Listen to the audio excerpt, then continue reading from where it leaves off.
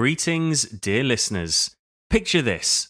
You're seated in a well-lit conference room, all eyes are on you, awaiting that piece of information only you can provide. But the news isn't what they're hoping for. We've all faced moments such as this, right? Moments where the weight of the words holds immense significance. Well, you're in for a real treat today. We're plunging deep into the nuanced art of delivering difficult news with poise and diplomacy. Navigating sensitive conversations is more than just choosing the right words. It's about understanding the impact of your message, choosing your timing, and striking the right tone. And today, we're going to equip you with everything you need, the phrases, the approach, and the strategy to not just communicate, but to do so with compassion and professionalism. Whether you're a manager breaking project updates to your team or a consultant delivering assessments to clients, the skill of tactful communication is invaluable. But that's not all. We also dive into the common pitfalls to avoid, ensuring your message isn't just heard, but respected and understood. So, fasten your seatbelts as we embark on a journey to master one of the most crucial skills in the business realm. Trust me, by the end of this episode, you will have transformed those dreaded conversations into opportunities for growth, understanding, and connection. But first, jukebox please. Ladies and gentlemen, welcome to the Business English Podcast, helping professionals communicate more effectively, more confidently, and with impact. With your host, Rob, from Energetic English. Let's get down to business.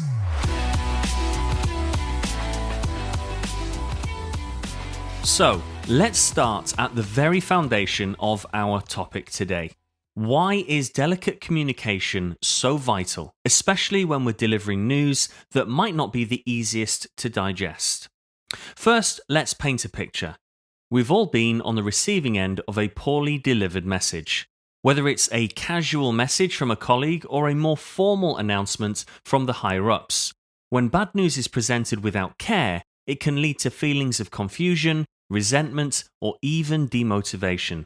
Conversely, a well-phrased tactful message can foster understanding, even if the news is less than ideal. It's not just about making things sound better, it's about creating an atmosphere of trust and clarity. Now, think of delicate communication as the cushioning around a fragile item during shipping. Without that protective layer, the item might reach its destination broken or damaged. Similarly, the content of our message is that fragile item, and the way we package and deliver it determines how it's received by our audience. Here's something to ponder. In the business world, our reputation is one of our most valuable assets. The way we communicate plays a significant role in shaping that reputation. If we consistently handle challenging topics with grace and understanding, it not only shows our maturity and professionalism, but also builds trust with our peers, superiors, and subordinates. Moreover, delicate communication is about showing respect. It's about acknowledging that the receiver of the message is a human being with emotions. Whether it's about downsizing, project failures, or any other unfavorable news, delivering the message with tact signifies that you value the individual and the relationship regardless of the situation. Lastly, on a broader scale, organizations and businesses as a whole can greatly benefit from adopting a culture of sensitive communication. When teams and departments are trained and encouraged to convey messages tactfully, it cultivates a supportive work environment. This, in turn, can lead to better employee morale, reduced turnover, and even enhanced client relationships. To sum up this section, while the content of our message is crucial, the way we present it can make all the difference. By mastering the art of delicate communication, we pave the way for more positive interactions, even in challenging situations. As we transition to our next section, keep in mind a quote by Peter Drucker, a renowned management consultant, educator, and author. The most important thing in communication is hearing what isn't said. This will set the tone for our next discussion on the nuances and subtleties of language. Let's keep going. So, Diving right in, we're going to hone in on specific vocabulary and phrases, a bit of a glossary if you will, that are often deployed when we need to convey news that might not be the brightest. These terms, when used correctly, can help soften the blow and make your message more digestible. As most of you will no doubt know by now, as we journey through each term, I'll repeat it twice before pausing for you. A magic pause for you to drill it, write it down, and internalize it. Ready? Let's get started. Unforeseen circumstances. Unforeseen circumstances. Now, these are unexpected events. Here's the essence behind it. When we talk about unforeseen circumstances, we're highlighting events that were unpredictable or not anticipated. This phrase suggests that what transpired was beyond anyone's control. So, by using it, you're subtly emphasizing that the outcome or event was not a result of a deliberate action or negligence. Number 2. Regrettably. Regrettably. Now this means sadly or unfortunately. So delving deeper, the word regrettably is more than just an adverb. It's a bridge of empathy. By incorporating it into your statements, you're indicating to the listener that you too wish the circumstances were different. It's a softener, making the subsequent news a tad easier to swallow. 3. After careful consideration. After careful consideration. Now this means after deep thought and review. Now this one is golden. By emphasizing that a decision came after careful consideration, you're assuring those on the receiving end that a lot of thought, evaluation, and introspection went into the decision-making process. It wasn't hasty, it was pondered upon and given the gravity it deserved. Number 4. We regret to inform. We regret to inform. Now this is a gentle prelude into some not so pleasant news. Breaking down its importance, starting your statement with "we regret to inform" is like giving a heads up. It's a courteous way of signifying that the following news might be heavy, allowing the listener a moment to brace themselves mentally and emotionally. Number 5. It's come to our attention. It's come to our attention. Now this one is all about highlighting something new or previously unknown. And here's why it's useful. This phrase is your go-to when you need to introduce a new piece of information or a situation that has just come into the limelight. It's diplomatic, ensuring you're not placing blame or coming off as accusatory. So, to wrap up this section, the art of communication, especially in the professional world, is often less about the actual news and more about its delivery. By familiarizing ourselves with and adeptly using these phrases, we can ensure that our messages are not only clear, but also received with understanding and respect.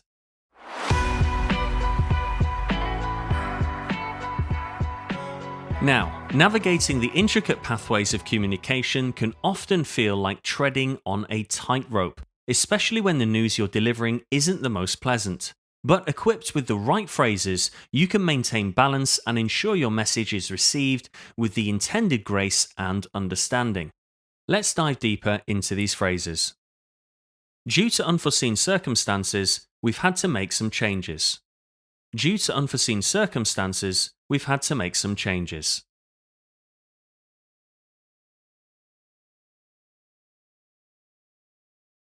Example. Due to unforeseen circumstances, we've had to postpone our annual conference. Here's the essence. When you employ this phrase, you're highlighting that the situation changed because of events beyond your or the company's control. It subtly emphasizes that the decision was a reactive one and it wasn't taken lightly. Number 2. Regrettably, we won't be moving forward with. Regrettably, we won't be moving forward with.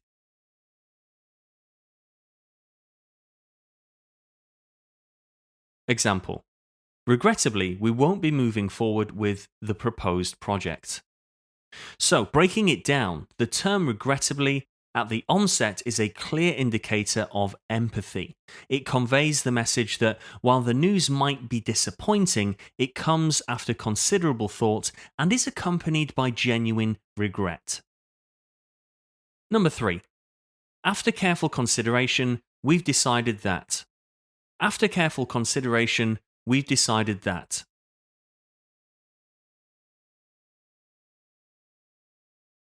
Example.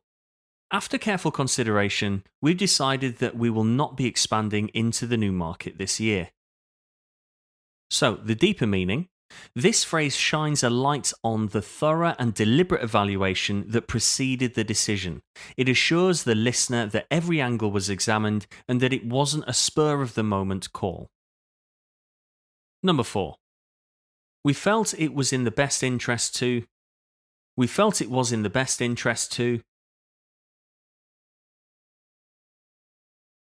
Example. We felt it was in the best interest to reschedule the training sessions for next month. So why this one matters? Such a phrase implies that the decision was made keeping the larger good in mind. It suggests that the choice was driven by a genuine concern for the well-being or benefit of the people involved. Number 5. In light of recent developments, we have chosen to. In light of recent developments, we have chosen to.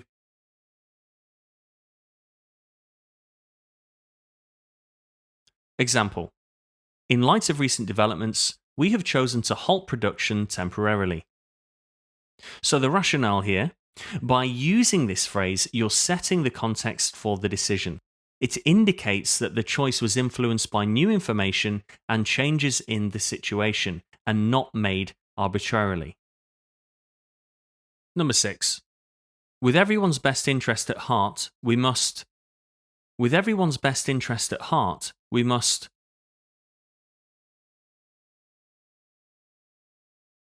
With everyone's best interest at heart, we must delay the product launch. Understanding its impact, this particular phrase underscores the company's commitment to its employees, stakeholders, and customers. It assures them that even though the news might not be what they were hoping for, the organization's intentions are sincere. In summing up this section, remember that the strength of your message doesn't just lie in the content. The phrases you choose and how you package that content can make a vast difference in perception, understanding, and reception. The aim is to strike a balance, be honest, but also be compassionate.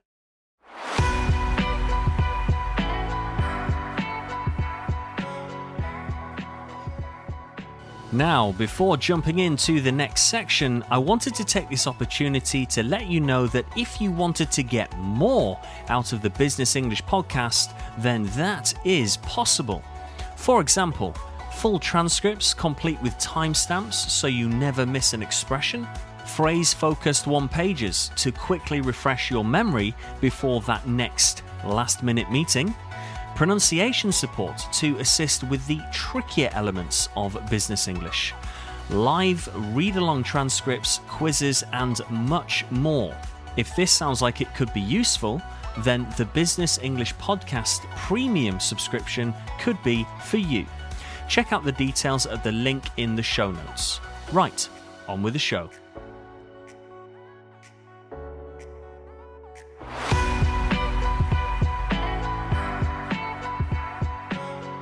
Now, the power of words cannot be underestimated, especially in the world of business. While we've delved into the art of delivering bad news with grace, it's equally crucial to be aware of phrases and terms that could be potential pitfalls. Let's tread into the territory of what not to say. And for this section, I will not be repeating them twice, as I would rather you didn't internalize these phrases. Rather, just mark them in your mind and avoid them in the future. Now, there are 6 of these bad boys. So, first up, unfortunately, it is what it is. So, why is this one problematic? This phrase, although casual, can come off as dismissive or nonchalant, as though you're not concerned with the consequences or the feelings of those affected. Number 2, I don't make the rules. So, why to steer clear of this one? While technically this might be true, using this phrase can seem like you're passing the buck or avoiding responsibility. It does not foster trust or confidence. Number 3, it's not a big deal. So here's why this one's dicey. What might not seem like a big deal to you could be significant to someone else. This phrase risks belittling the concerns or feelings of your listeners. Number 4, that's just the way things go. So the potential harm here with this one is that this can come off as resigned or defeatist, as if challenges or problems are just par for the course and can't be improved upon or challenged. Number 5, it could be worse. So why would this backfire? This is an attempt at providing perspective, but it can inadvertently diminish the genuine concerns or disappointments of the person or people you're speaking to. And number 6, nobody saw this coming. So the downside here is that while it might be an honest assessment, it can also imply a lack of foresight or planning on the company's part. It might make listeners question the competency of those in charge. So, to wrap up this section, the golden rule here is empathy. It's always helpful to put yourself in the shoes of the listener. How would you feel hearing these phrases, especially in a difficult or delicate situation? Aim to be both genuine and considerate in your communication. While honesty is paramount, so is kindness and understanding.